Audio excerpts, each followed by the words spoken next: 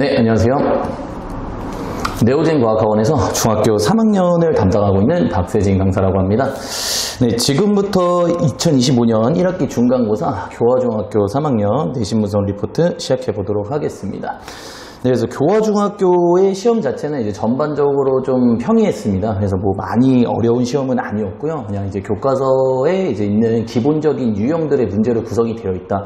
그렇게 일단은 말씀드릴 수 있을 것 같습니다. 그래서 제가 적어놓은 것처럼 크게 뭐 문제를 이제 잘못 읽는, 이제 흔히 얘기해서 실수죠. 실수를 많이 하지 않는 이상은 충분히 아이들 입장에서 고득점을 받을 수 있는 그런 시험이었다고 말씀드릴 수 있을 것 같아요.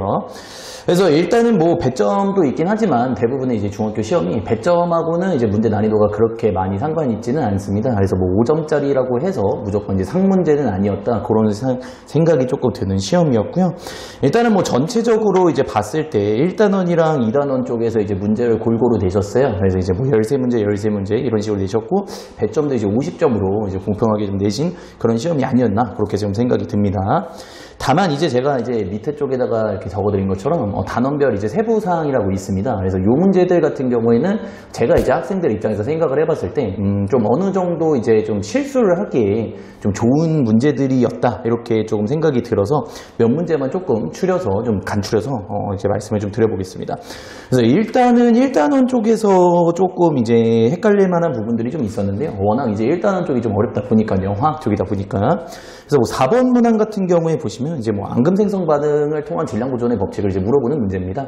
다만 이제 질량 보존의 법칙 자체가 이제 워낙에 쉬워서 심플하고 이제 좀 쉽기 때문에 이제 아이들이 별로 실수를 하지 않는 문제라고 생각을 해주시면 되는데, 다만 이제 특이하게 이제 중학교 2학년 때 앙금 생성 반응을 배워요 원래. 근데 이제 앙금들의 색깔에 대한 문제를 슬며시 이제 보기에다가 하나 싹 끼워 놓으셨는데 요게 이제 아이들 입장에서 작년에 공부가 조금 잘 안 되어 있으면은 충분히 좀 혼돈이 올 수 있는 문제였다 그렇게 일단 생각이 듭니다. 물론 이제 수업 시간에는 제가 이제 앙금에 대한 색깔 기본적인 4가지 정도는 한 번씩 짚고 넘어가 줬기 때문에 수업 시간에 열심히 잘 들었으면은 충분히 넘어갈 수 있는 문제였다 그렇게 생각이 들고요.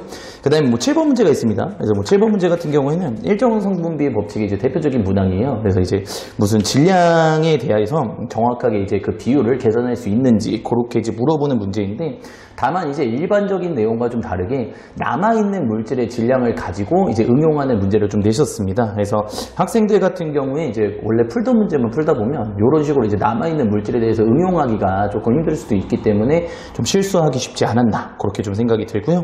마지막은 이제 2단원 쪽에 이제 문제입니다. 그래서 26번 문항이 좀 있는데요.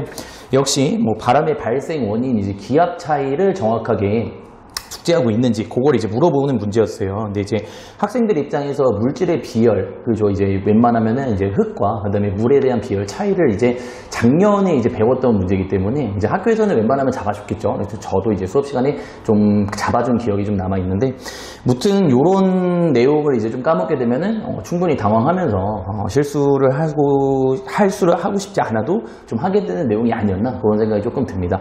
요렇게 뭐 세 문제도 이제 제가 좀 생각을 해봤을 때 학생들 입장에서 많이 이렇게 넘겨줘서 이제 실수를 할 수 있었다라고 얘기를 하는 거고요. 물론 이제 공부를 열심히 하셨다면 충분히 넘어갈 수 있는 문제였다 그렇게 일단 말씀드릴 수 있습니다.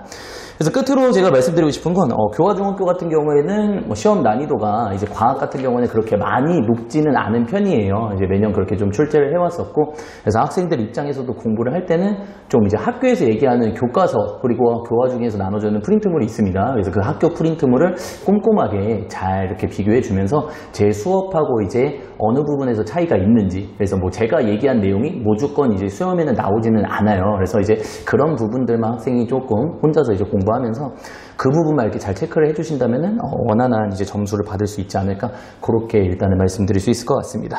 네, 끝으로 저희가 학원에서 준비한 내용들이 있습니다. 그래서 이제 저희가 이번 연도부터 일단 일산 지역에 있는 이제 중학교의 기출 문제들을 조금 이렇게 모으게 되면서 학원에서 이제 자체적으로 제작을 해서 아이들한테 이제 나눠주고 있어요.